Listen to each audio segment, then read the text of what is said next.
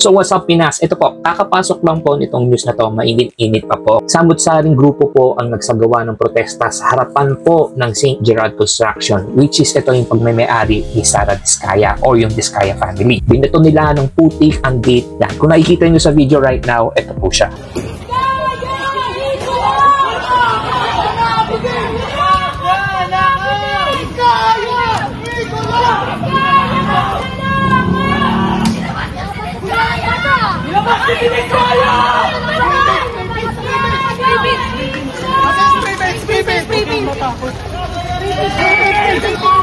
Yan, magnanakaw, ikulong! Magnanakaw, ikulong! Ilagay ko natin!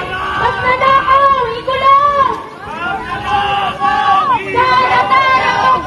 Magnanakaw! Sana din kaya magnanakaw! Magnanakaw! Tama-tama! Magnanakaw! Magnanakaw! Magnanakaw! Magnanakaw! Pamilya Diskaya, yan tingnan natin. Tulungan kayo!